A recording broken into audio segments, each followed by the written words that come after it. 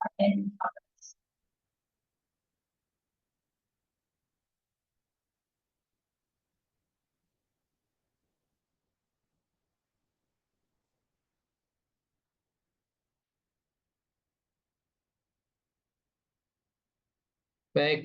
sudah terlihat jelas Mbak untuk PPT-nya, Bapak Ibu semuanya? Sudah terlihat jelas Pak Rosihan. Oke, baik ya. Baik, Bismillahirrahmanirrahim. Assalamualaikum warahmatullahi wabarakatuh. Selamat malam Bapak Ibu semuanya yang saya hormati.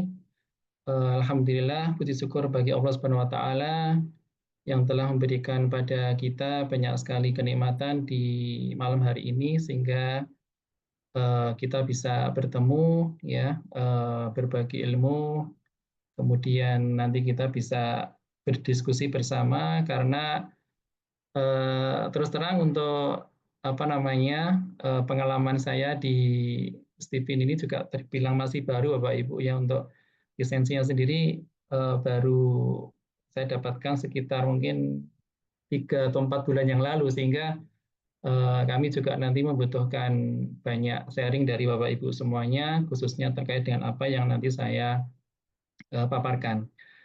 Bapak Ibu semuanya yang saya hormati, izinkan dalam kesempatan malam ini saya mengambil apa namanya judul yang lebih spesifik lagi ya Bapak Ibu ya, yang nanti akan mengungkap kekuatan dari tipe intuiting yang kebetulan saya miliki, dan nanti ada sedikit beberapa sharing pengalaman atau tips yang apa namanya yang itu sekiranya bisa Bapak Ibu terapkan juga dalam rangka untuk meningkatkan kapasitas atau meningkatkan kemampuan atau kekuatan dari tipe intuiting ini. Nah, di sini saya mengambil judul yaitu aneh tapi dahsyat, Bapak Ibu ya. Nah, mengapa di sini saya mengambil kata-kata aneh di sini? Karena secara karakteristik atau personality itu terkadang sudut pandang orang yang memandang orang intuiting itu terkesan aneh gitu ya Bapak Ibu ya.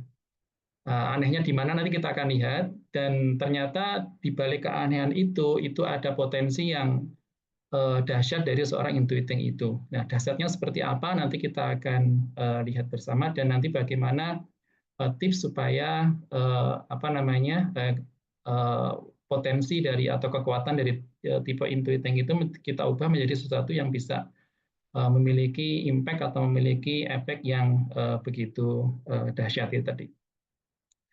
Baik, Bapak Ibu semuanya, sebelum kita masuk ke materi utama di sini, perkenalkan dulu, nama saya adalah Rosian Ariyuwana. Biasanya teman-teman di kantor ya, di tetangga di sini itu memanggil saya Ari gitu, dan kebetulan untuk di rumah sendiri saya sering disebut Ayah Ari. Sekaligus ini menjadi personal branding saya untuk apa namanya untuk di sosmed ya, seperti itu, Ayah Ari. Dan saya lahir di Boyolali, Bapak Ibu, di Jawa Tengah, 1 September 79, dan saat ini berdomisili di Colomadu, Karanganyar, Jawa Tengah. Nanti detailnya bisa Bapak Ibu cek atau Bapak Ibu buka di website personal saya di sini, rosianari.net, dan atau bisa di IG Rosian Ari ini. Dan sehari-hari saya profesinya sebagai pengajar atau staf pendidik di jurusan pendidikan TIK di bawah keguruan Bapak Ibu ya, FKIP di Universitas 11 Maret. Kemudian selain itu saya juga menjadi penulis buku khususnya non-fiksi di bidang matematika, kemudian dan juga buku-buku tentang pemrograman. Sekaligus saya juga sebagai seorang programmer juga, dan blogger juga. Jadi aktif menulis artikel-artikel yang terkait dengan khususnya tentang pemrograman itu di blog saya. Kemudian ini yang masih relatif baru sebagai promotor Stephen berlisensi, dan pernah mengikuti tematik ya Stephen khususnya di ABK. Nah, kenapa di ABK? Karena kebetulan saya juga diberikan amanah untuk mengelola sebuah yayasan yang bergerak dalam rehabilitasi untuk anak-anak disabilitas. Stephen ini merupakan metode yang menurut kami sangat reliable ya, cukup mudah gitu untuk mengidentifikasi potensi anak-anak disabilitas yang sekiranya itu kalau menggunakan instrumen lain itu akan susah. Maka kemarin saya tertarik untuk mengikuti Stephen ABK itu. Dan sekaligus saya juga sebagai tukang roti Bapak Ibu ya di brand kami yaitu Roti Handari. Dan seperti tadi disebutkan oleh Mbak Mira, saya memiliki PG Intuiting Extrovert, dan untuk keluarga kami ya istri satu kebetulan ininya sama, tipenya sama, kecerdasan itu sama-sama intuiting, tapi bedanya istri saya drive-nya adalah introvert ya. Kemudian anak kami 5, yang anak pertama itu intuiting introvert juga, yang kedua thinking introvert, yang ketiga itu insting, kemudian yang keempat feeling introvert, yang kelima thinking introvert. Jadi di sini yang extrovert hanya saya sendiri Bapak Ibu ya. Seperti itu. Oke Bapak Ibu, itu sedikit perkenalan tentang saya. Nah, untuk 1,5 jam ke depan nanti insya Allah kita akan membahas beberapa hal ya yang nanti menjadi goals dari paparan saya pada malam ini. Yang pertama adalah sekilas menjelaskan tentang karakteristik dari tipe intuiting itu, kemudian potensinya apa, terus kemudian tantangannya ya, tantangan dari intuiting itu yang perlu kita antisipasi seperti apa. Di sini saya menggunakan diksi yang saya gunakan tantangan, jadi bukan kekurangan Bapak Ibu. Kalau kekurangan itu takutnya nanti itu jadi kayak semacam alasan yang sifatnya permisif bagi kita untuk tetap berlindung atau sembunyi dari kekurangan itu. Tapi kalau tantangan itu ada upaya untuk bisa mengantisipasi. Maka di sini saya memilih diksi tantangan ya, tantangan yang nanti bisa diperbaiki dari tipe intuiting itu. Kemudian nanti tips pengembangan potensi dari tipe intuiting, kemudian penerapannya seperti apa dalam konteks beberapa konteks ya, di sini ada parenting, kemudian dalam pasutri ya, dan juga nanti di lingkungan kerja atau bisnis. Yang terakhir nanti kira-kira amal soleh apa nih yang cocok bagi orang intuiting sehingga nanti bisa mendatangkan pahala yang dahsyat tadi Bapak Ibu ya. Nanti terakhir kita akan bahas itu. Jadi nanti kita akan bahas 5 poin ini. Baik, kita masuk ke poin pertama yaitu tentang bagaimana sih karakteristik dari orang dengan tipe intuiting itu. Dan nanti saya jelaskan secara sekilas saja Bapak Ibu ya, karena saya yakin Bapak Ibu juga pernah membahas di e-booknya yang disediakan oleh Stephen ya, seperti apa. Nanti dari situ, cuma di sini saya gambaran umum saja, dan nanti akan ada perbandingan antara IE dengan II itu nanti perbedaannya di mana.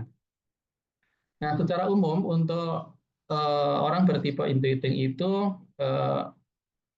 bagian otak yang dominan adalah neokorteks kanan ya, seperti yang telah kita kutip bersama.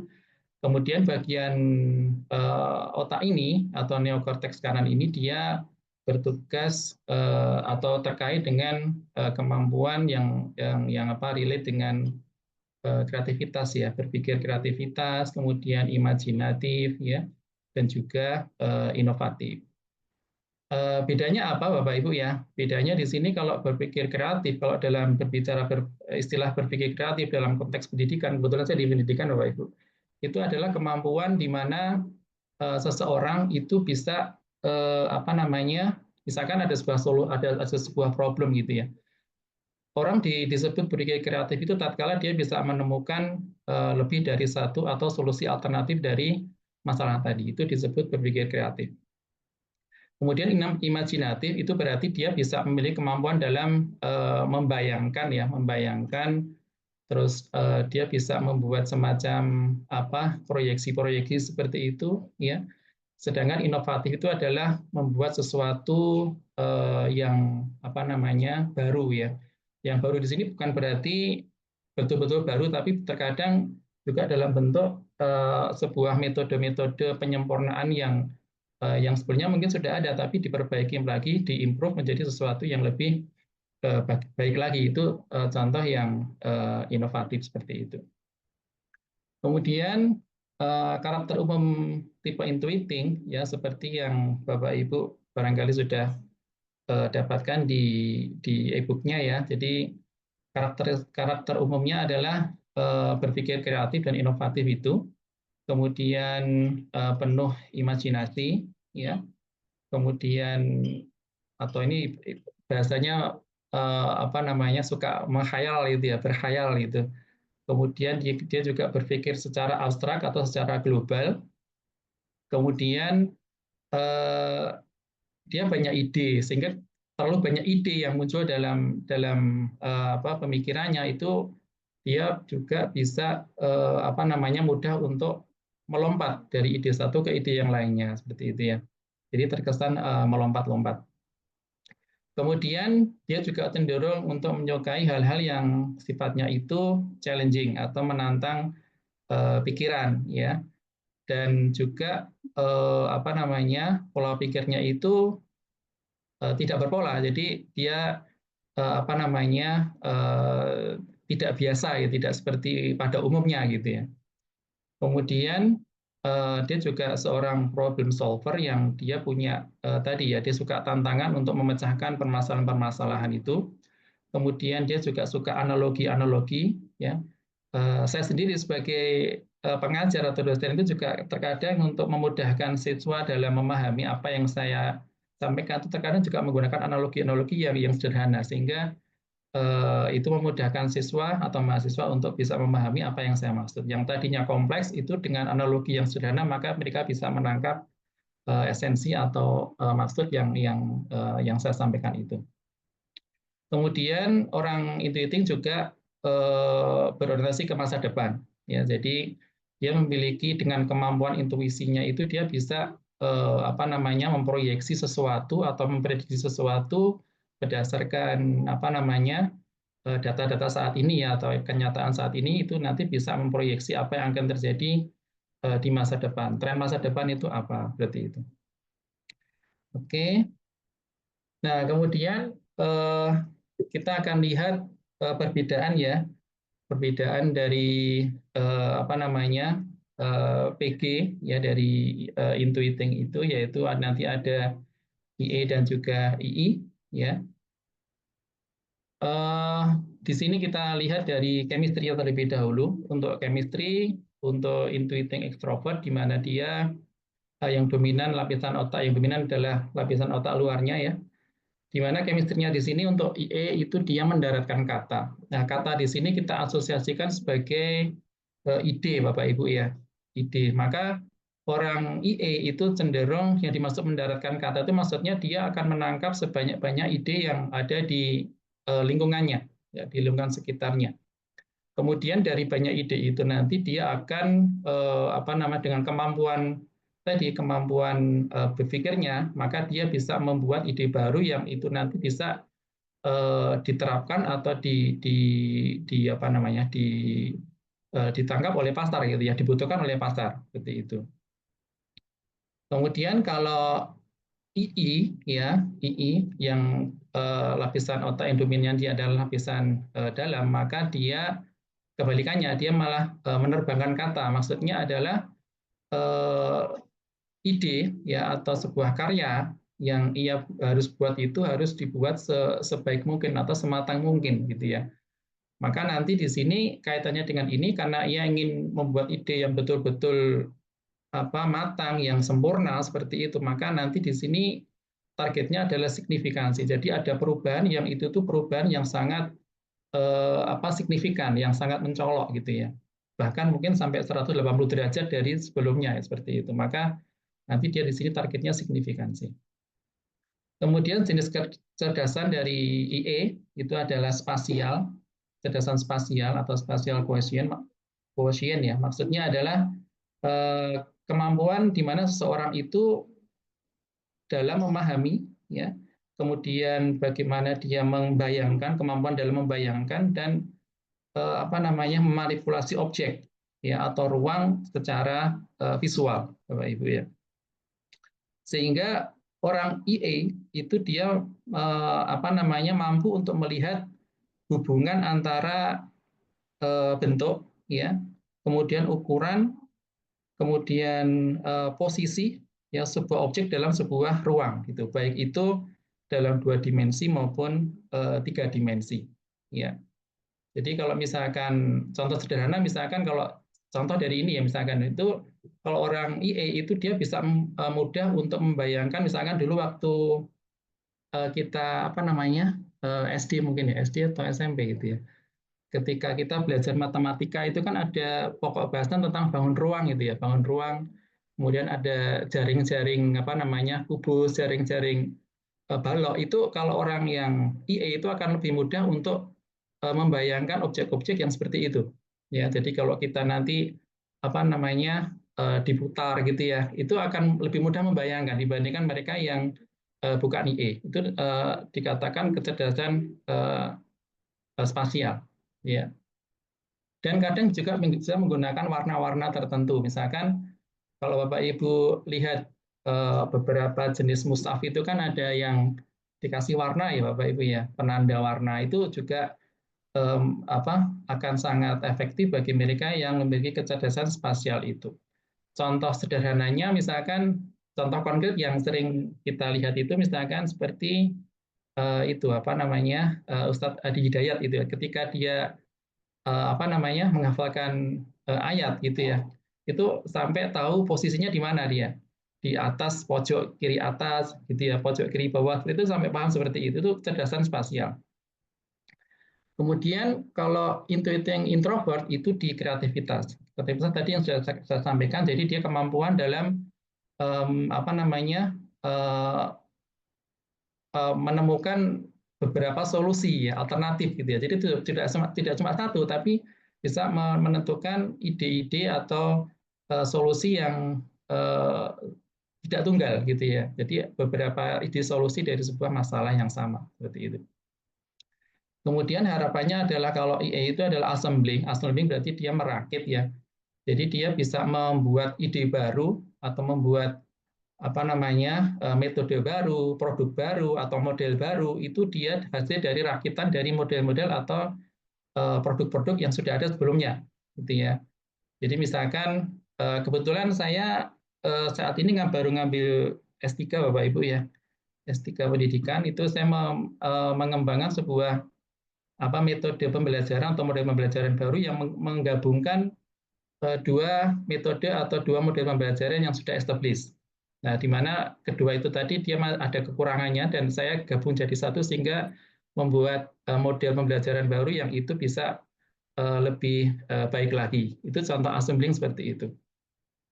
Kemudian kalau intuiting introvert itu dia creating. Creating itu berarti dia membuat sesuatu belum tidak berarti harus selalu produk Bapak Ibu, tapi bisa berupa misalkan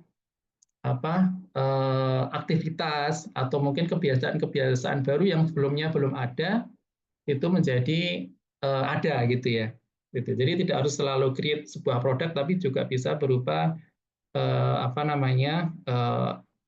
ide baru atau aktivitas baru yang sebelumnya belum ada menjadi ada. Itu creating.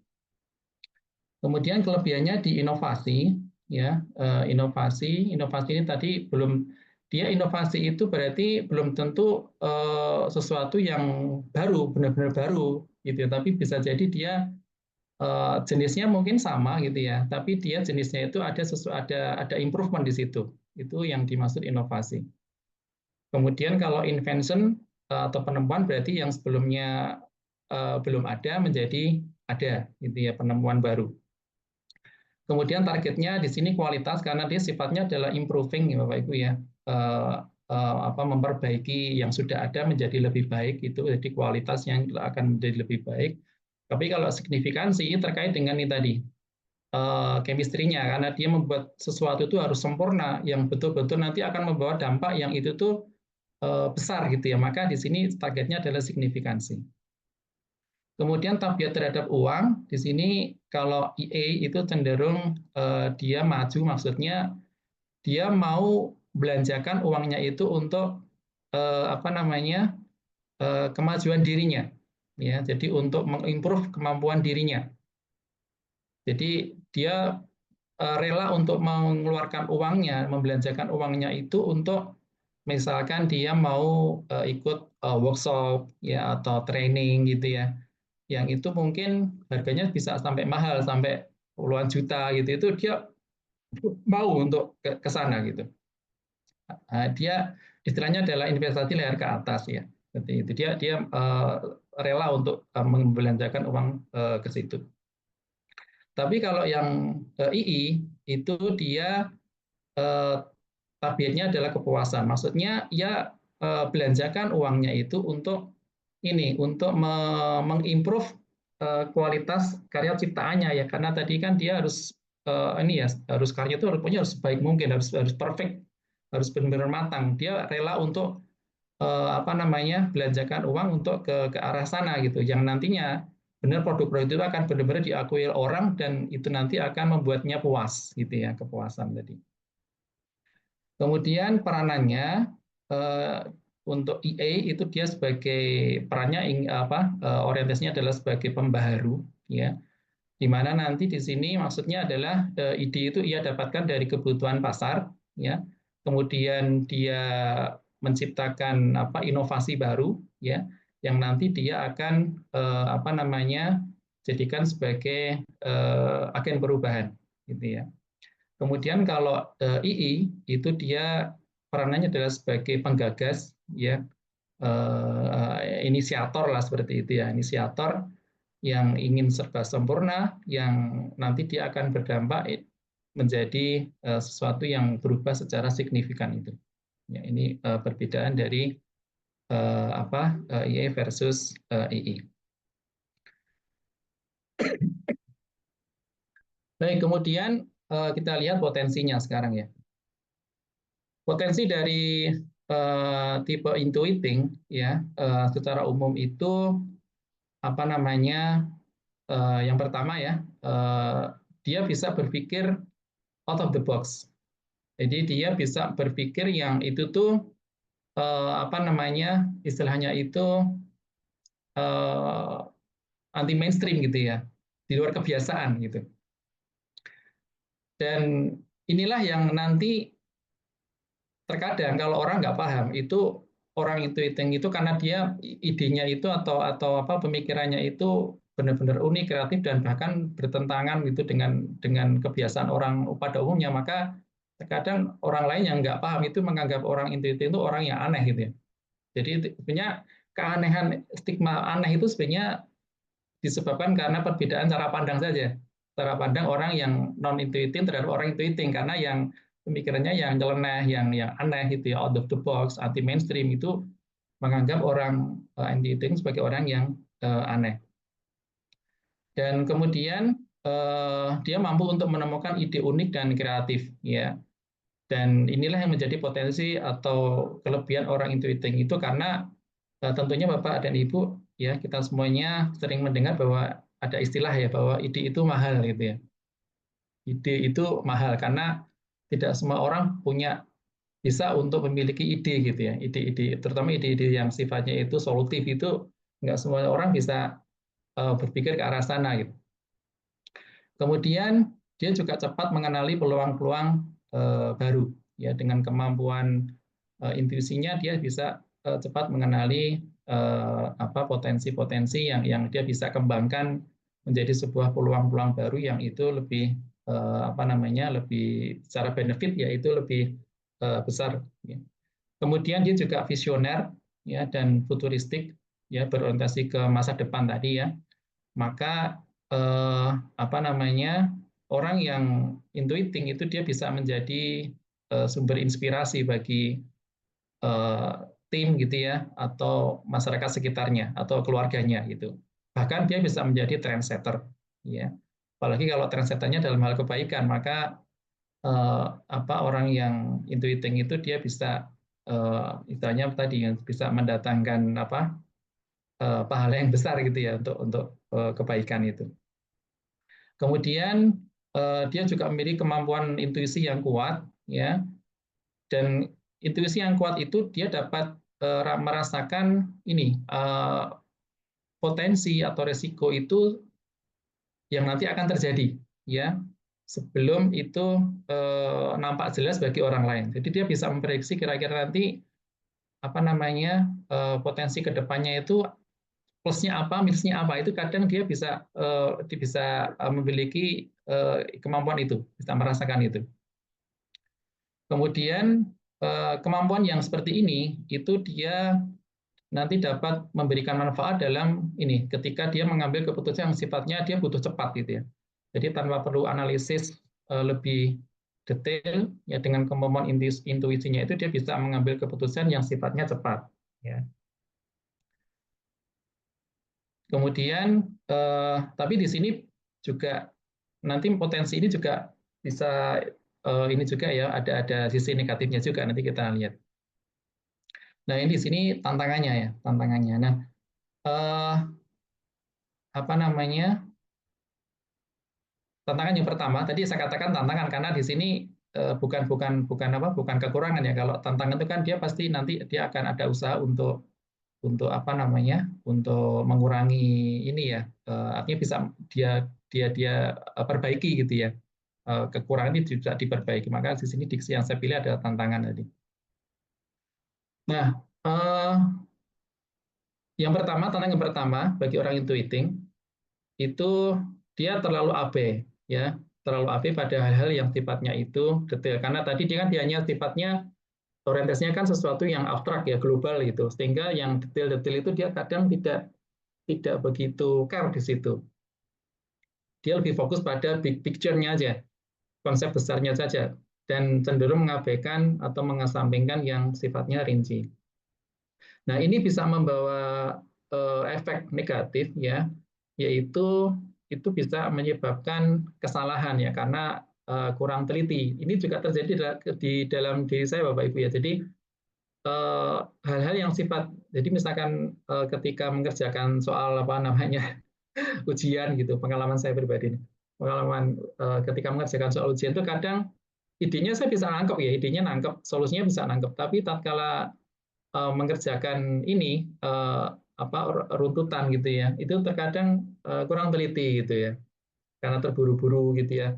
Itu kalau orang intuiting itu cenderung kurang teliti karena dia tahu konsep besarnya tapi secara detail implementasinya dia agak abai di situ.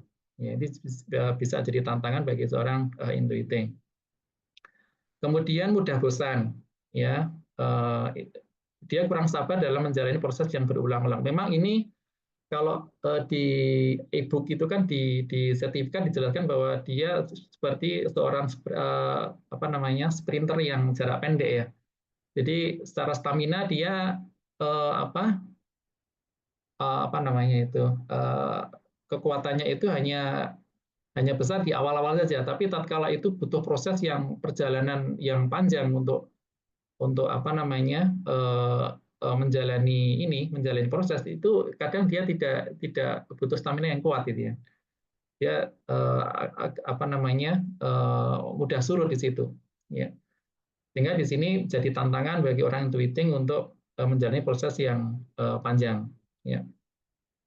Kemudian nah ini juga, ini orang intuiting itu cenderung sulit menyelesaikan proyek hingga akhir ya, karena belum selesai sampai final, sampai targetnya itu terkadang muncul ide baru lagi. Yang itu tuh kadang mengacaukan ide yang dia sedang jalankan sekarang itu. Ya, ya kadang sehingga di sini dia bisa kurang fokus di situ ya. Dia loncat-loncat dari proyek ini ya, proyek yang lainnya seperti itu. Ini juga menjadi tantangan juga bagi seorang intuiting. Kemudian yang berikutnya adalah ini lemot gitu ya. Kemarin ada kasus saya ada klien mahasiswa gitu, itu awalnya sebelum dites dia cerita bahwa dia kalau kalau di kampus, ya, misalkan dia kerja kelompok gitu ya, itu dia dikatakan temannya orang yang lemot gitu ya, tidak segera apa namanya action gitu ya. Nah itu setelah kami tes, ya itu ternyata dia intuiting ya, dia intuiting juga.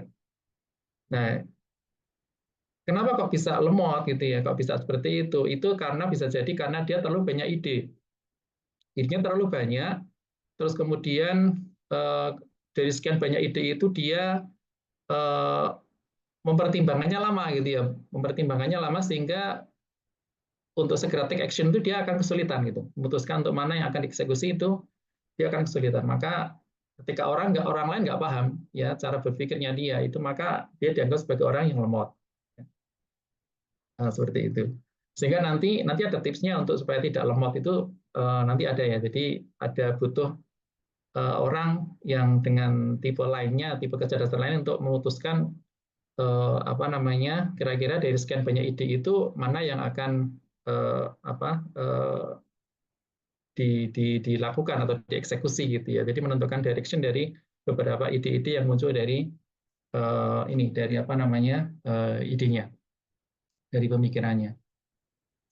Terus kemudian juga terkadang kalau orang intuiting itu karena saking banyaknya apa ide dalam otaknya ya, dalam pikirannya, terkadang ketika dia presentasi gitu ya, dia presentasi itu kadang juga tidak terarah. Jadi kayak semacam apa namanya tidak terstruktur gitu ya. Sehingga orang kalau kalau memahami apa yang diomongkan itu kadang nggak paham gitu. Jadi orang itu ngomong apa sih kayak gitu. Kemarin juga mahasiswa tadi juga tak cerita. Jadi ketika dia presentasi itu dia apa namanya apa yang diomongkan itu susah dipahami oleh teman-temannya gitu. Ya, itu karena kok bisa seperti itu gimana mas, saya tanya gitu. Ternyata dia terlalu banyak ide sehingga apa yang keluar dari mulutnya itu terkadang tidak terstruktur, gitu ya, tidak terstruktur dengan baik.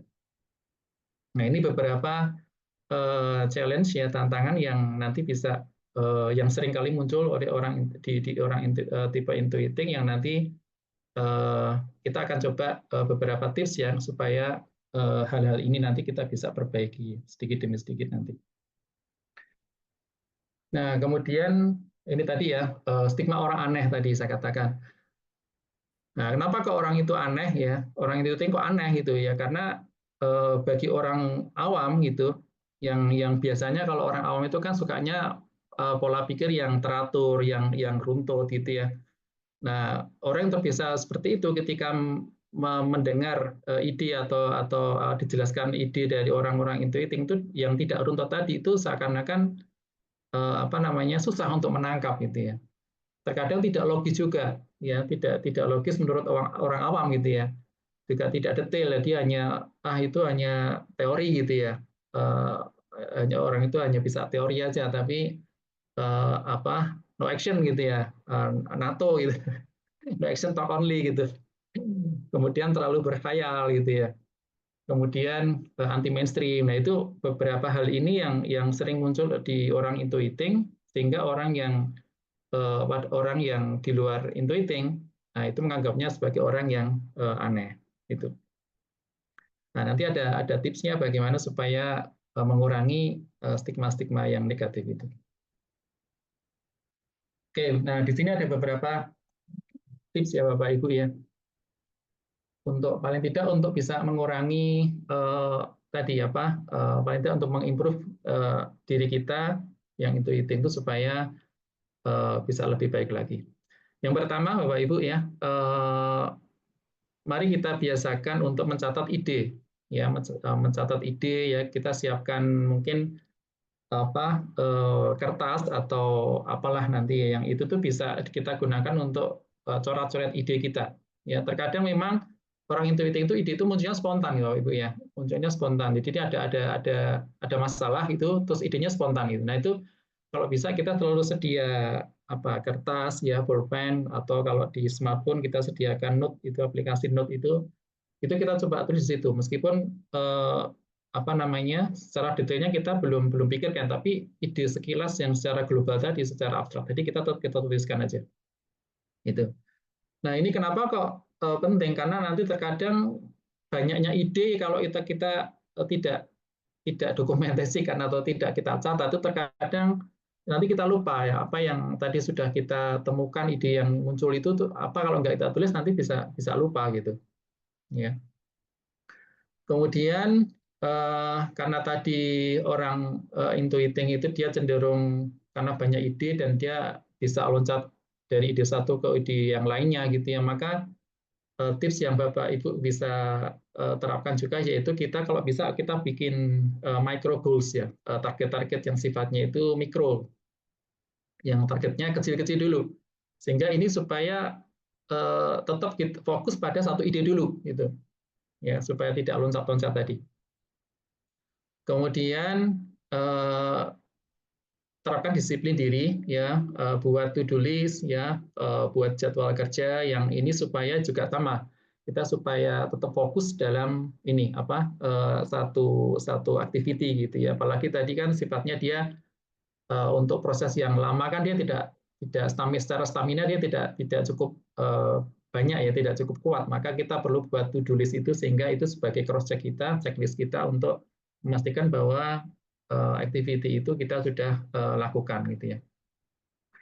Nah, kemudian tadi kan tadi tantangannya adalah karena saking banyaknya ide, terus dia banyak pertimbangan juga kan, sehingga susah untuk memutuskan mana sih yang kira-kira akan dilakukan dulu gitu ya ide itu. Maka di sini perlu melibatkan orang dengan tipe kecerdasan yang lain. Di sini misalkan orang thinking ya, orang thinking itu dia bisa dengan bantuan orang thinking itu dia bisa memutuskan kira-kira apa namanya dari sekian banyak ide itu kira-kira mana yang paling logik gitu ya, masuk akal dan paling apa namanya dari sisi mungkin efektivitas atau efisiensi itu mana gitu ya.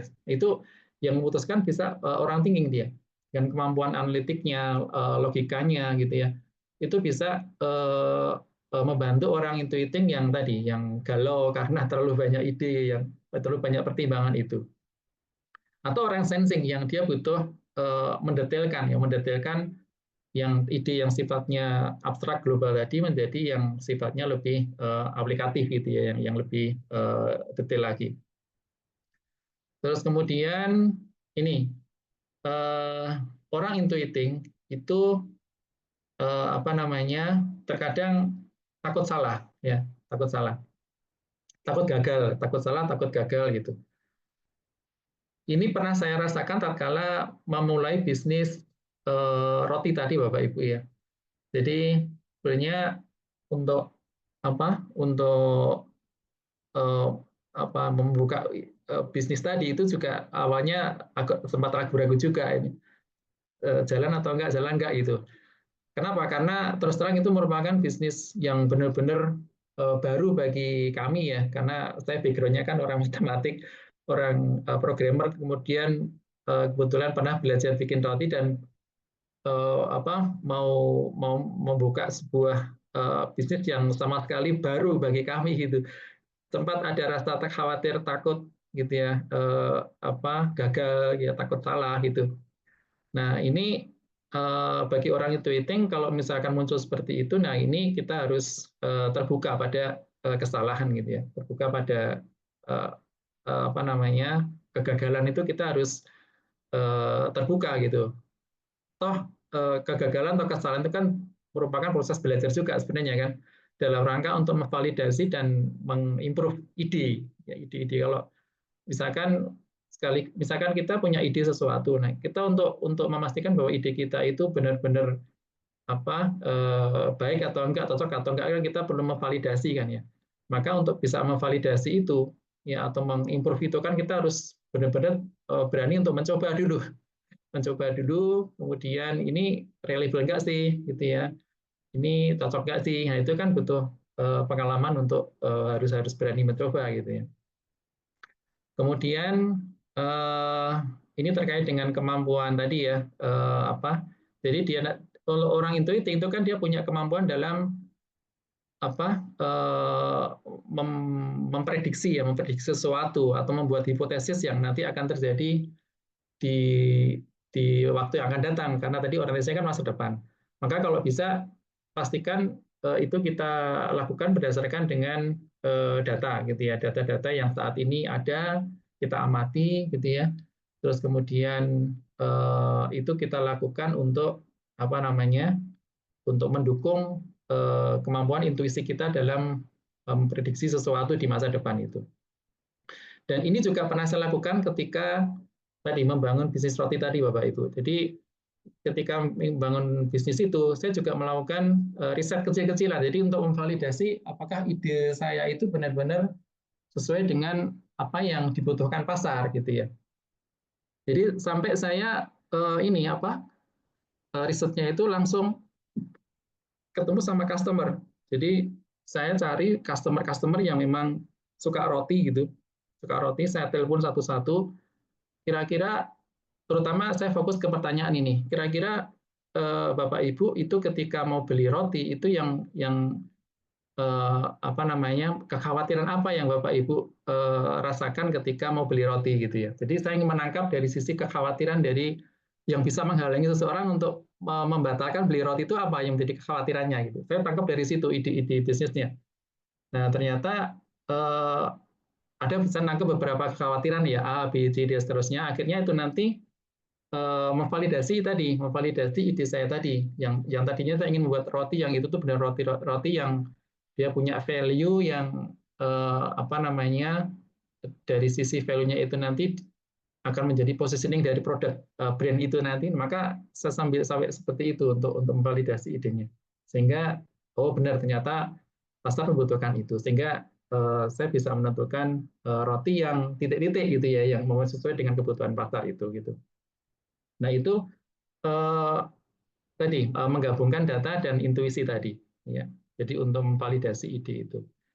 Nah, kemudian tips berikutnya adalah ini yang tadi ini untuk mengantisipasi tadi ketika kita presentasi ya ketika kita ngomong memaparkan ide kita menjelaskan ide kita yang tadi kesannya itu loncat-loncat ya tidak terstruktur itu kita bisa gunakan metode mind mapping ya atau peta minda ya itu bisa kita gunakan untuk ini untuk apa namanya membantu kita dalam menjelaskan ya kalau peta minda kan dalam bentuk visualnya ya bentuk nanti akan saya tunjukkan contohnya atau cara kedua itu persiapkan kerangkanya dulu atau struktur materi yang nanti kita akan sampaikan ketika presentasi ya nah ini apa namanya kalau bisa orang itu jangan spontan, kalau misalnya jangan spontan, tapi perlu membuat konsep dulu. Kira-kira nanti saya menyampaikan apa, terus habis itu kita susun urutannya, urutan poin-poin itu seperti apa yang itu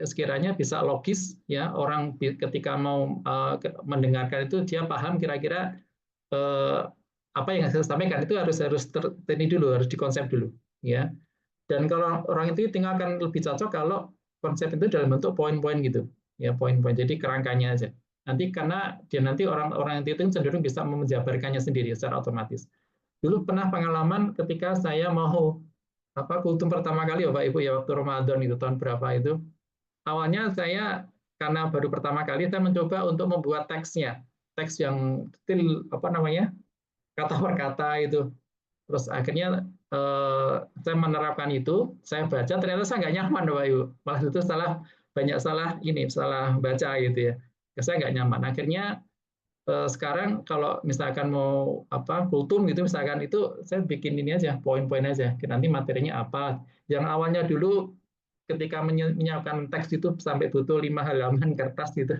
sekarang paling cuma sobean kecil aja gitu yang isinya cuma 3 poin 4 poin nanti kita bisa otomatis kita kembangkan sendiri itu barangkali teknik-teknik yang nanti Bapak Ibu atau kita semua bisa terapkan supaya apa yang kita sampaikan itu bisa terstruktur dan orang bisa mudah memahami dari apa yang kita sampaikan.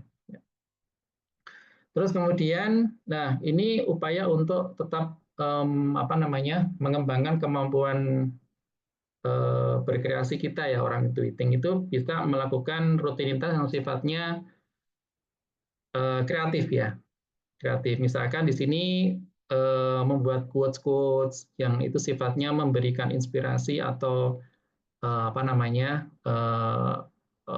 sifatnya mengajak ke dalam kebaikan, itu akan lebih ini lebih apa namanya sifatnya harian ya. Artinya tiap hari kita apa namanya dilatih untuk membuat merangkai kata, merangkai kalimat yang itu tuh bisa menginspirasi orang lain. Atau mungkin menulis blog. Ini yang apa terus terang saya lakukan ya, sering lakukan. Kebetulan saya punya blog yang memang itu tempat saya untuk menuangkan ide-ide dalam, kebetulan saya kan ngajarnya tentang pemrograman, jadi ide-ide untuk bagaimana mempelajari bahasa pemrograman yang bagi orang awam itu pemrograman itu sesuatu yang susah, sesuatu yang apa namanya berat untuk dipahami. Saya mencoba menyampaikan konsep pemrograman yang itu tuh mudah untuk orang awam sekalipun gitu. Nah itu saya tulis di blog saya itu gitu. Atau bikin konten untuk IG, untuk sosmed itu bisa kita buat rutinitas sehari-hari, yaitu upaya untuk kita untuk tetap menjaga kemampuan atau mengimprove kemampuan dalam kemampuan kita dalam berkreasi sesuatu, membuat karya sesuatu. Ya.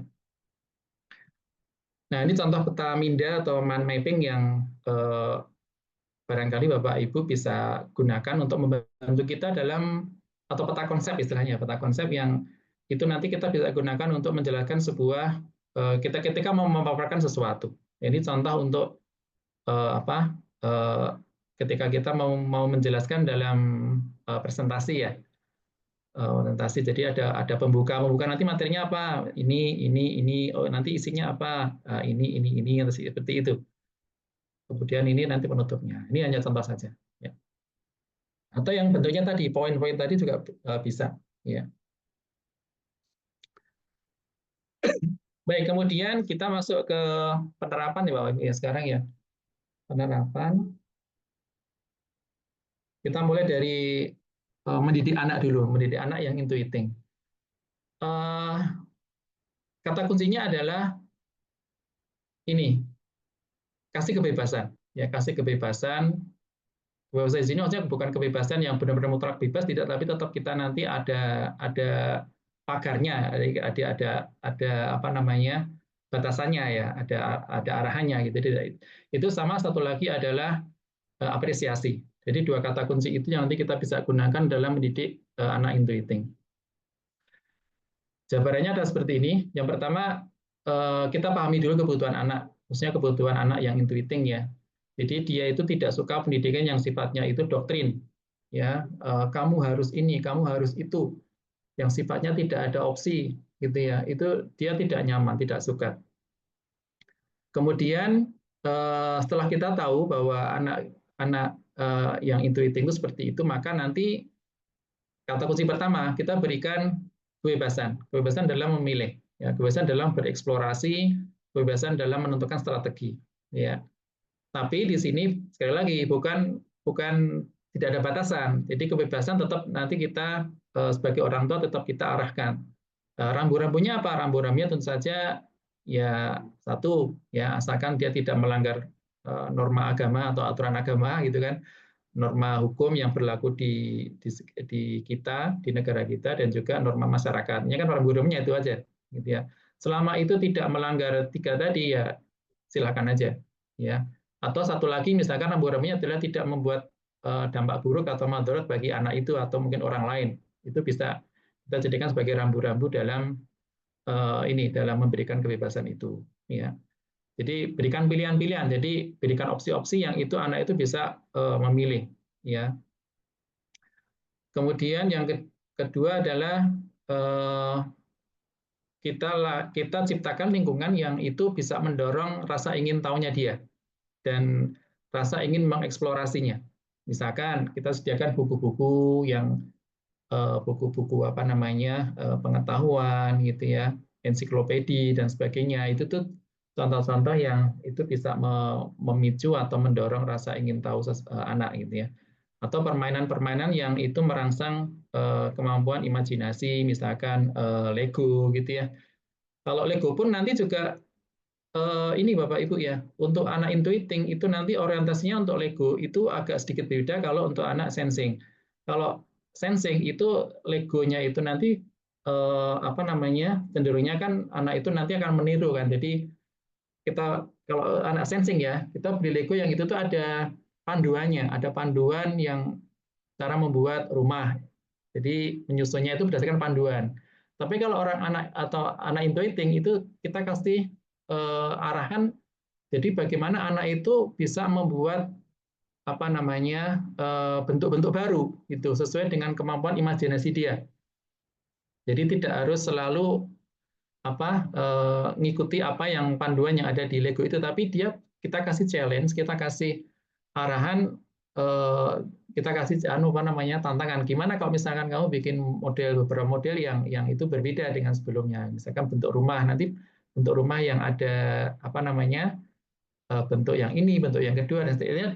Kita kasih challenge seperti itu.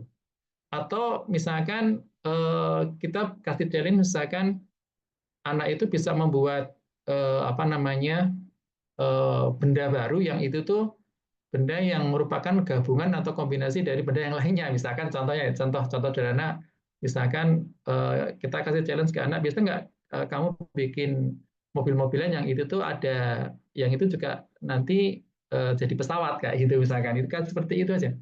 Jadi fokusnya berbeda dengan anak yang fencing ya, seperti itu.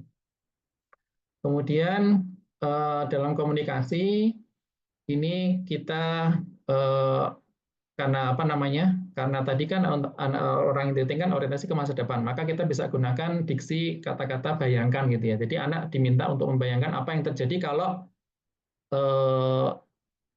kalau sesuatu akan terjadi gitu ya.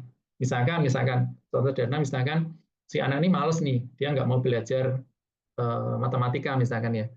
Nah, kita ingin menasihati dengan gaya untuk anak intuiting, misalkan, nak, coba bayangkan seandainya kamu besok jadi apa ahli bangunan gitu ya, disuruh untuk membuat rumah atau gedung misalkan, gedung yang itu sampai 10 lantai gitu ya. Terus, tapi kamu nggak bisa matematika gitu loh.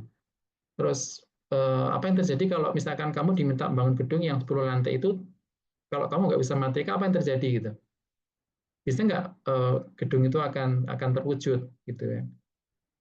Kira-kira kalau kena angin nanti gimana gitu, misalkan kayak gitu. Jadi kita rangsang anak itu supaya membayangkan apa yang akan terjadi kalau dia itu tidak mau belajar, ya seperti itu. Atau misalkan, nah kamu kan katanya ingin jadi dokter, tapi kalau seperti ini yang dimana kamu itu kalau belajar apa IPA, biologi nggak mau, malas, kira-kira nanti dokternya gimana, bisa nyembuhin orang nggak atau bisa ngasih obat yang pas nggak kayak gitu. Jadi kita rangsang kemampuan dia itu untuk merefleksikan apa namanya apa yang telah ia lakukan itu kira-kira dia mau berubah nggak. Jadi kita pakai diksi seperti tadi bayangkan, itu sambil membayangkan seperti itu. Kemudian biarkan anak mencoba hal-hal baru meskipun itu tidak biasa. Ya tadi ya, itu seperti ini. Jadi biarkan mereka bereksplorasi, mencoba baru meskipun itu yang tidak umum, ya, yang anti mainstream tadi, tetap kita beri kebebasan ya, kita biarkan anak kita seperti itu. Kemudian dukungan dalam bentuk apresiasi, ini kata kunci yang kedua. Jadi selalu apresiasi apapun ide dan gagasan anak, gitu ya. Karena nanti kalau misalkan kita tidak apresiasi atau mungkin kita matikan ide itu, tidak kita beri apresiasi, justru malah kita abaikan atau mungkin kita banyak mendoktrin itu, maka dampaknya adalah anak itu akan dia sudah skeptis dulu ya. Misalkan kita mau kasih contoh dana, misalkan kamu mau mie ayam atau bakso gitu. Kalau anak yang terbiasa didoktrin, kemudian dia idenya atau pemikirannya dimatikan oleh orang tuanya, maka anak itu akan cenderung malas mikir gitu. Maka kata yang terucap dari mulutnya adalah kata-kata terserah, ya, dah terserah, terserah, terserah. Itu dampak tatkala orang tua itu banyak mematikan ide, ya tidak memberikan apresiasi apapun ide atau gagasan anak itu akan seperti itu. Kemudian yang keempat adalah bantu anak fokus, ya. Karena intuiting tadi kan dia cenderung apa namanya idenya banyak sehingga cenderung loncat-loncat antar ide tadi, maka kita kasih apa namanya support ya, bahwa pokoknya setiap pekerjaan itu harus tuntas dulu ya, tidak apa tidak setengah jalan selesai ganti lagi yang lainnya. Itu kita harus support ya, kita kasih tanggung jawab di anak itu untuk menuntaskan pekerjaannya itu atau kewajibannya. Oke, ini beberapa hal yang bisa dilakukan untuk mendidik anak yang intuiting. Kemudian Pak Sutri, sama ya, intinya sama. Satu, apa namanya, kasih kebebasan ya. Yang kedua adalah kasih apresiasi gitu. Yang pertama ini komunikasi terbuka, pahami karakter pasangan bahwa ia itu ini suka berdiskusi tentang ide, visi, mimpi. Ya, kita harus pahami ya pasangan yang yang bertipe intuiting itu bahwa dia suka berdiskusi hal-hal seperti ini, ide, visi, mimpi gitu ya. Kemudian kasih kesempatan atau ruang bagi pasangan untuk menuangkan ide-ide kreatifnya gitu. Kemudian hargai ya, hargai. Kemudian syukur-syukur kita kasih apa namanya support ya, untuk apa itu tidak hanya ide tapi benar-benar terrealisasi gitu. Itu akan bagi apa namanya suami atau istri intuiting itu akan sangat senang sekali gitu bahwa idenya benar-benar dijalankan gitu ya. Jadi misalkan ada istri, ini kebetulan di keluarga saya, istri saya kan intuiting introvert ya, kan tadi butuh dia apa namanya suka untuk membuat sebuah apa ide yang sifatnya revolusioner gitu ya, yang awalnya nggak ada jadi ada. Nah, kebetulan idenya misalkan setiap habis maghrib nanti semuanya ya ayah, ibu, ayah, bunda, anak-anak itu ngumpul bareng nanti zikir petang bersama kayak gitu. Yang sebelumnya belum ada itu. Nah itu kan baru ide. Nah syukur-syukur nanti suaminya saya gitu ya itu mensupport, ya mensupport, mengapresiasi dan mengkondisikan benar-benar di lingkungan keluarga itu benar-benar merealisasikan ide dari istri tadi gitu. Contohnya aja ya. Itu akan sangat apa namanya membuat ini ya, membuat pasangan kita senang gitu. Jadi tidak hanya sekedar ide tapi benar-benar terrealisasi. Jadi kita wujudkan real ke dalam apa namanya penerapannya. Kemudian membantu dalam detail tadi ya, perlu dukungan dalam hal tata kelola keluarga atau perencanaan yang rinci gitu. Ini mirip seperti yang tadi ya untuk merealisasikan ide atau pemikiran tadi. Kemudian dalam hal bisnis, nah ini peran yang cocok bagi orang intuiting dalam bisnis itu adalah posisi-posisi yang itu terkait dengan meng-create atau menciptakan ide-ide baru, kemudian merumuskan strategi-strategi apa yang bisa diambil oleh perusahaan itu ya. Kemudian kalau produk ya berarti pengembang yang mengembangkan produk-produk baru gitu ya. Dan biasanya kalau orang intuiting itu cenderung orang yang bekerja di balik layar, behind the scene biasanya. Gitu. Lebih nyaman di balik layar biasanya. Ya. Sehingga mohon maaf untuk orang intuiting itu sepertinya kurang cocok untuk yang bagian-bagian yang sifatnya sudah jelas SOP-nya ya, yang memang rutinitas activity yang dilakukan ya itu saja, seperti yang di operator itu ya, di level operator itu biasanya untuk orang intuiting yang bekerja di situ biasanya kurang cocok karena apa tidak membutuhkan kreativitas ya, yang sifatnya memang sudah SOP ya, itu biasanya kurang nyaman di situ gitu. Kemudian ini yang juga yang tidak terlalu banyak birokrasi, biasanya itu saya sendiri suka jadi dosen kenapa? Karena tidak banyak birokrasi. Jadi kalau kebetulan di kampus saya itu tidak begitu ketat dalam hal presensi ya, seperti di kampus lain. Jadi ini syukur terbesar bagi saya kebetulan kampus kami itu tidak begitu ketat dalam presensi. Kalau di kampus lain ini kan harus presensi jam ini, pulang jam ini gitu ya. Nah, kebetulan di UNS di 11 Maret itu tidak se-strict itu. Jadi alhamdulillah saya nyaman di situ. Ya, asalkan presensi itu jam berapapun tetap diakui gitu. Jadi tidak harus strict jam 7 pulang jam ini, bagi saya eh, kurang begitu ini ya. Alhamdulillah ini di kampus saya agak longgar.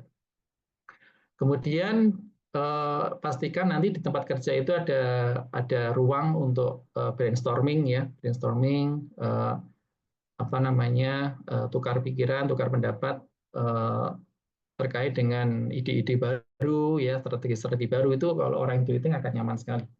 Kemudian tadi kolaborasi dengan orang thinking dan sensing untuk mendetailkan rencana atau memutuskan direction yang nanti akan diambil dari ide-ide yang dimiliki oleh orang-orang intuiting itu. Kemudian orang intuiting itu juga harus melek ya, harus melek terhadap perkembangan pasar, karena nanti terutama nih orang intuiting extrovert ya, dia harus menangkap peluang-peluang baru yang itu tuh merupakan apa yang dibutuhkan oleh pasar gitu.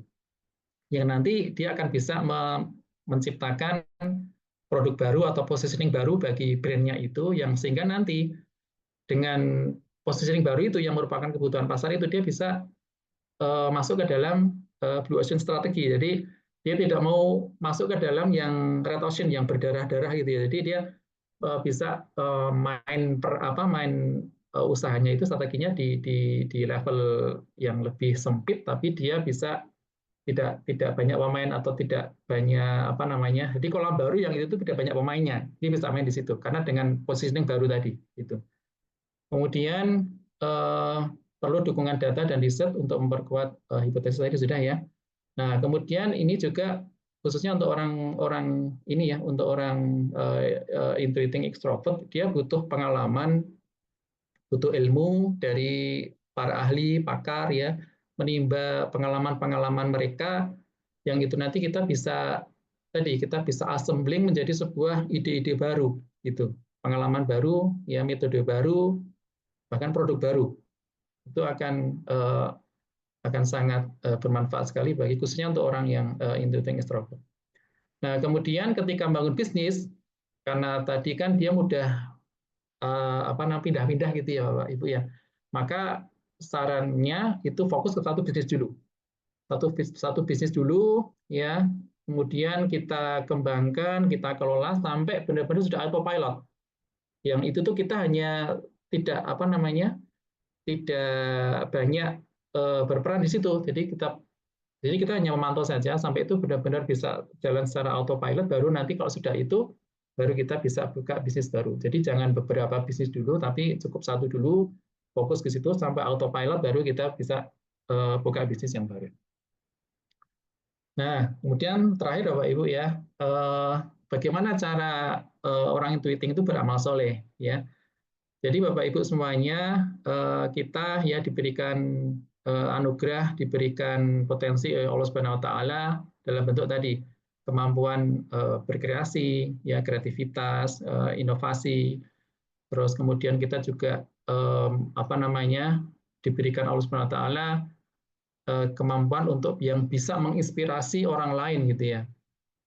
Mengajak seseorang untuk berubah atau kita sebagai agen perubahan. Maka orang intuiting yang baik, maka kita bisa manfaatkan kemampuan yang diberikan Allah SWT tersebut untuk beramal soleh. Amal soleh itu kan segala sesuatu, segala amalan ya yang membuat kita yang membuat hubungan kita dengan Allah SWT itu menjadi lebih dekat. Gitu. Itu kan pengertian amal soleh kan seperti itu. Maka apa yang kita bisa lakukan untuk beramal soleh dari kemampuan yang diberikan Allah tadi? Yang pertama, kita bisa menciptakan ide-ide kreatif ya yang merupakan solusi dari masalah-masalah yang ada di masyarakat atau masalah-masalah sosial.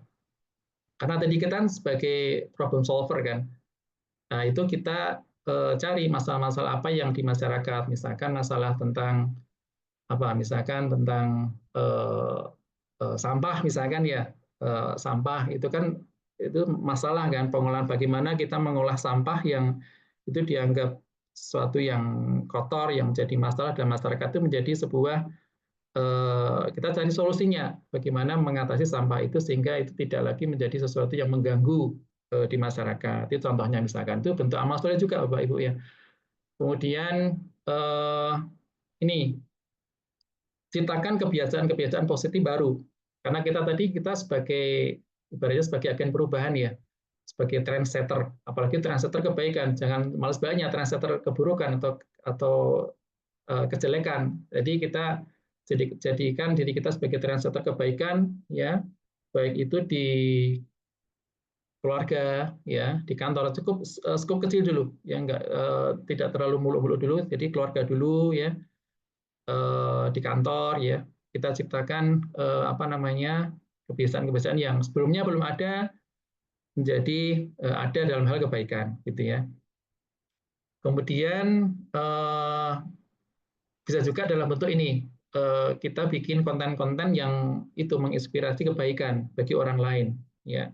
Misalkan kita bikin quotes-quotes di status WA atau di sosmed gitu ya, yang itu bisa menginspirasi kebaikan gitu ya untuk orang lain. Tapi ini memang terus terang godaannya berat Bapak Ibu ya, terutama di niat itu. Niatnya harus lurus dulu nih bahwa kita membuat konten seperti itu memang tujuannya adalah untuk amal soleh, untuk tiada lain kita harapkan dari balasan dari Allah Subhanahu Wa Taala, bukan mengharap like, bukan mengharap views gitu ya, bukan mengharap apa namanya komentar kayak gitu. Jadi kita benar-benar luruskan itu untuk apa namanya dalam memberikan inspirasi kebaikan supaya harapannya orang itu apa bisa berubah, bisa beramal soleh sehingga kita bisa mendapatkan pahala yang mengalir gitu, terus gitu ya ketika orang lain mau mengamalkan apa yang kita contohkan atau yang kita sampaikan, nasihat yang kita sampaikan itu. Dan terakhir, Bapak Ibu, saya nukil sebuah hadis yang barangkali ini bisa menjadi motivasi ya Bapak Ibu semuanya dan kita semuanya. Jadilah pelopor kebaikan. Saya nukil dari sebuah hadis yang diriwayatkan oleh Muslim, bahwasanya Rasulullah SAW bersabda, barang siapa yang menyeru kepada kebaikan, ya kepada petunjuk atau kebaikan, maka dia mendapatkan pahala sebagaimana pahala orang yang mengikutinya dan tidak mengurangi pahala mereka pahala mereka sedikit pun juga. Ini menjadi hadis yang apa namanya barangkali bisa menjadi motivasi bagi kita untuk senantiasa menjadi agen perubahan dalam hal kebaikan ya, sehingga harapannya orang lain tatkala mau mengamalkan apa yang kita nasihatkan ya, kebaikan yang kita nasihatkan, maka kita pun akan mendapat pahala jariah dari setiap apa amalan atau amal soleh yang dilakukan oleh mereka yang mau menjalankan sesuai apa yang kita nasihatkan kepada mereka itu. Ya, saya kira itu Bapak Ibu paparan dari saya. Saya kembalikan ke MC, silakan Mbak Mira. Terima kasih Pak Rosihan Ari, Masya Allah ya Bapak Ibu, Sobat Berenity Talk pada malam hari ini sesuai dengan tema Zoominar kita pada malam hari ini ya, bukan Q&A in tweeting, melainkan dengan tema intuiting kreatif atau aneh. Nah, itu adalah penjelasan yang sangat lengkap dan sangat detail sekali ya Bapak Ibu yang disampaikan oleh Pak Rosihan Ari. Tentunya sangat banyak sekali manfaat yang sudah disampaikan pada malam hari ini, dimulai dari manfaat untuk anak, orang tua, untuk suami istri, bisnis, bahkan sedekahnya versi intuiting. Dari penjabaran dan juga penjelasan materi yang disampaikan oleh Pak Rosihan, Mira rasa sudah cukup sangat menjelaskan tentang bagaimana intuiting ya Bapak Ibu. Nah, karena tema kita pada malam hari ini bukan tentang Q&A intuiting dan sekarang juga sudah masuk pukul 9:04 waktu Indonesia Barat. Tadi sebelumnya kita memulai Zoominar Berenity Talk ini di jam 19:45 waktu Indonesia Barat ya Bapak Ibu.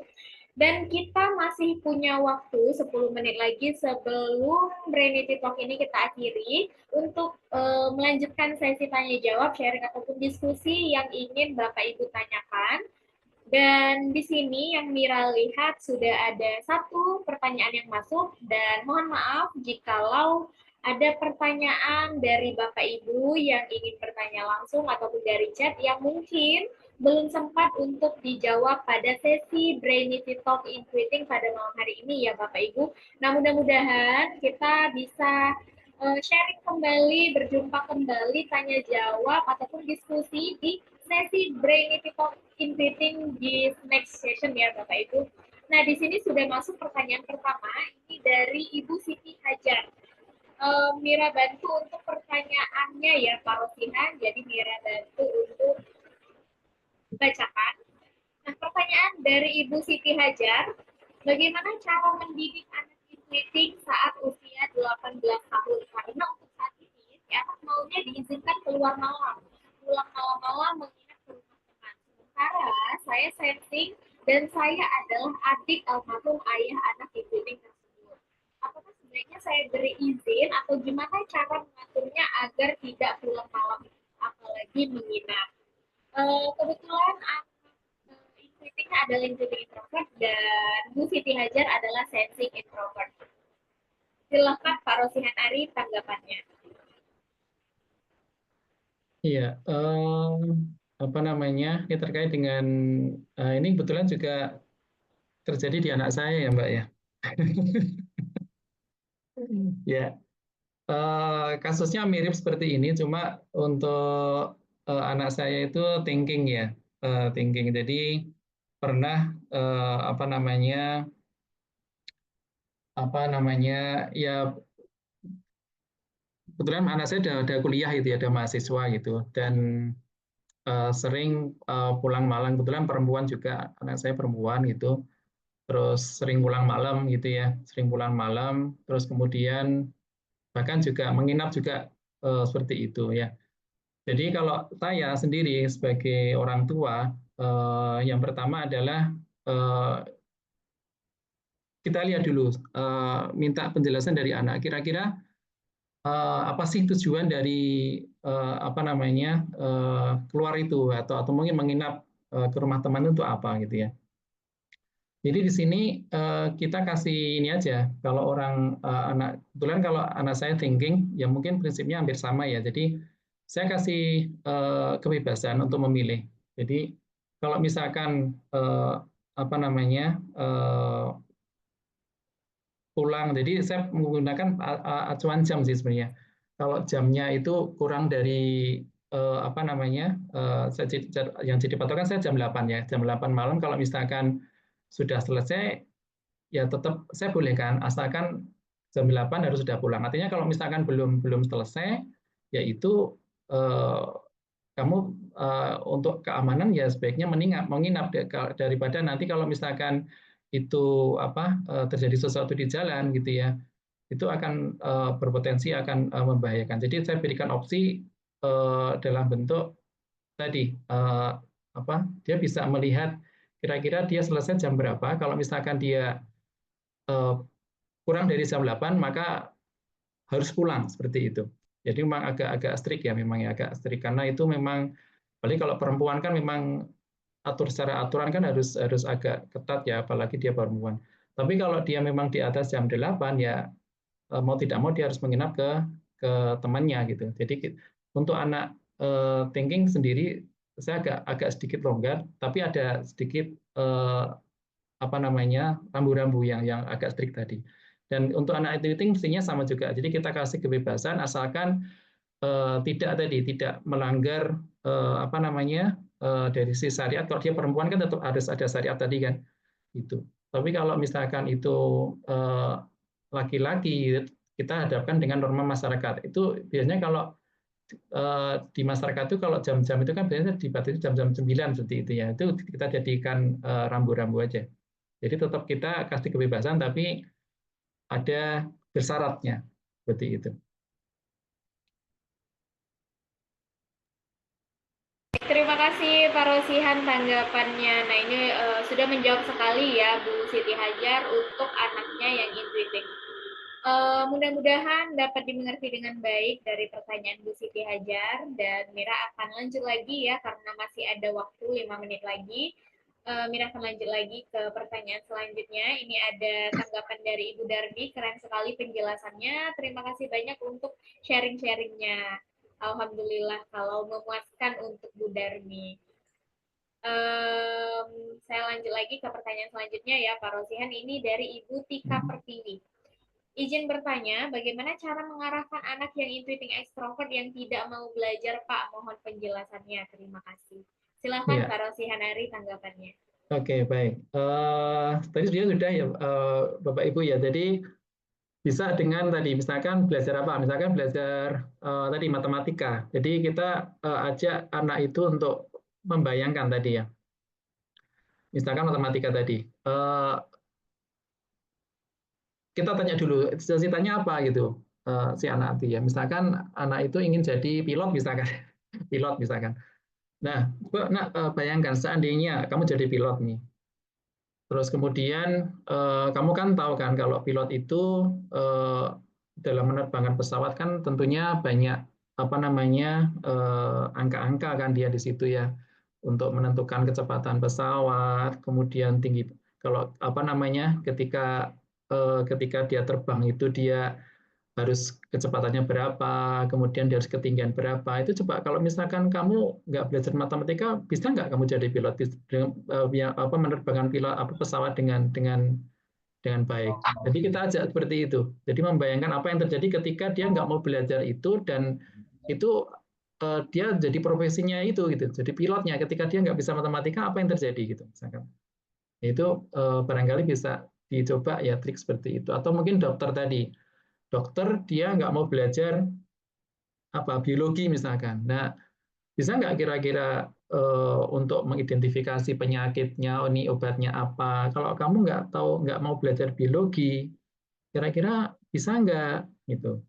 Ya kita coba merangsang kemampuannya itu untuk membayangkan seandainya itu akan terjadi. Maka mudah-mudahan itu bisa mengubah mindsetnya yang tadinya males jadi mau semangat gitu ya. Terima kasih Pak Rosihan tanggapannya. Mudah-mudahan dapat menjawab dengan baik dari pertanyaan Ibu Tika Pratiwi. Mudah-mudahan dari tanggapan Pak Rosihan juga Ya, ya. bisa uh, langsung ini ya Bu Tika Pratiwi. Ya. Atau kalau misalkan kalau dia IE kan dia butuh ini kan ekstrovert ya, berarti kan dia harus butuh difasilitasi ya barangkali ya. Jadi dia misalkan dia apa ingin belajar apa misalkan komputer gitu misalkan ya. Ya kita harus sebagai orang tua kita harus fasilitasi. Misalkan kita apa siapkan apa komputernya, laptopnya kayak gitu. Itu dia akan lebih lebih tertarik untuk mengeksplor apa namanya untuk belajar itu Mbak, memfasilitasi. Terima kasih Pak Rosianari tambahan tanggapannya. Mira lanjut lagi ke pertanyaan terakhir ya Bapak Ibu. Ini dari Alvaro Naufal. Benar ya. Nah, pertanyaannya dalam tugas kuliah, kira-kira apa yang dapat mendorong intuiting extrovert untuk menyelesaikan tugasnya lebih cepat ya Pak? Silakan Pak Rosihan tanggapannya. Oke, ini mungkin terkait dengan tadi ya lemotnya tadi mungkin ya lemot. Jadi orang orang intuiting dia lemot tadi ya ya. Jadi kalau saran yang bisa saya sampaikan, yang bisa saya apa berikan, yang pertama idenya tetap nanti di ini dulu di apa namanya di list dulu ya. Jadi itu tadi saya katakan terkadang ide itu spontan muncul gitu berdasarkan pengalaman-pengalaman yang pernah dimiliki atau pernah di apa namanya didapatkan dari seseorang itu tulis dulu idenya apa gitu. Nah kemudian kalau misalkan itu tugasnya kelompok, nah itu bisa diskusi dengan temennya gitu. Kira-kira dari sekian apa namanya ide itu kira-kira mana yang menurut kalian masuk akal gitu misalkan atau memungkinkan untuk bisa direalisasikan gitu. Jadi minta pendapat dari temannya kalau misalkan dia kelompok ya. Atau kalau misalkan sendirian itu ya mau tidak mau kita harus ada paling tidak ada kemampuan dia untuk memutuskan dari sekian banyak ide yang muncul dari dari imajinasinya itu kira-kira menurut dia yang menurut dia itu lebih lebih apa namanya masuk akal yang mana. Jadi dia harus memang punya kemampuan untuk memutuskan itu, ya, memutuskan untuk kira-kira dari sekian banyak ide solusi itu mana yang dia lebih masuk akal untuk diterapkan, ya, lebih reliable untuk diterapkan. Jadi memang harus memiliki kemampuan itu. Nah, mau tidak mau untuk memutuskan itu kan dia harus butuh banyak membaca gitu ya, harus banyak membaca, menimba pengalaman, harus sering apa namanya menambah knowledge-nya, itu yang nanti akan dia gunakan untuk membantu untuk memutuskan mana yang itu menjadi solusi efektif dari setiap permasalahan yang ada di tugas-tugasnya itu. Seperti itu. Apalagi dia IE kan dia harus butuh apa namanya input dari lingkungannya gitu, baik itu buku atau mungkin apa pendapat atau apa namanya ilmu-ilmu yang didapat dari para pakar kan gitu, dia harus berusaha sebanyak-banyak untuk mendapatkan itu, untuk nanti tadi untuk memperkaya inputnya ya, untuk nanti akan bisa menghasilkan ide baru yang itu lebih lebih efektif untuk solusi masalahnya gitu Mbak. Oke, baik. Terima kasih Pak Rosi Hanari untuk tanggapannya. Mudah-mudahan dapat menjawab sekali dari pertanyaan Alvaro Naufal. Terima kasih atas jawabannya Pak, tanggapan dari Alvaro Naufal. Ya. Kemudian ada tanggapan juga dari Ibu Siti Hajar. Terima kasih Pak atas penjabarannya. Anak saya perempuan dan masih kuliah Pak. Semoga saya bisa membersamai anak perempuan saya. Ya, amin. Ya, Bu Siti Hajar. Oke, sudah tiba kita di penghujung waktu. Setelah 1,5 jam menemani Bapak, Ibu, dan Sobat Berenity Talk di tema Intuiting pada malam hari ini. Banyak terima kasih dan juga mohon maaf terima kasihnya karena terima kasih untuk Bapak Ibu yang sudah stay dari awal Berenity Talk sampai akhir Berenity Talk pada malam hari ini, dan juga tentunya mohon maaf karena Berenity Talk pada malam hari ini kita mulai sedikit terlambat ya Bapak Ibu, atas kesepakatan antara penyelenggara dan juga narasumber pada malam hari ini, dan juga mohon maaf juga kalau misalnya ada kesalahan teknis, mungkin suara Mira yang kurang jelas ataupun suara Pak Rosihanari yang juga kurang jelas. Oke, silakan Pak Rosihanari, apakah ada kata-kata penutup atau closing statement tentang Intuiting pada malam hari ini? Closing statement ya. Ya, closing statement dari saya adalah ini. Yang pertama adalah sebagai orang intuiting kita harus pertama harus syukuri ya atas semua karunia Allah Subhanahu wa taala yang diberikan pada kita itu. Dan salah satu wujud syukur dari apa yang telah Allah berikan pada kita adalah bagaimana memanfaatkan potensi itu ya untuk kebaikan diri kita sendiri dan juga untuk orang lain. Itu yang dimaksud syukur itu seperti itu. Ya, jadi tidak hanya mulut kita mengucapkan alhamdulillah atas segala itu, tapi mari kita gunakan fasilitas ya, fasilitas kemudian potensi yang ada dari kita yang merupakan itu semuanya adalah anugerah dari Allah Subhanahu wa taala untuk sebagai sarana kita untuk beramal soleh tadi. Ya. Saya kira itu, Mbak. Terima kasih Pak Rosihanari untuk closing statement tentang Intuiting pada malam hari ini. Dan masuk satu tanggapan dari Bunda Fikri, maaf saya terlambat bergabung, mohon Bapak Ibu di-share rekamannya.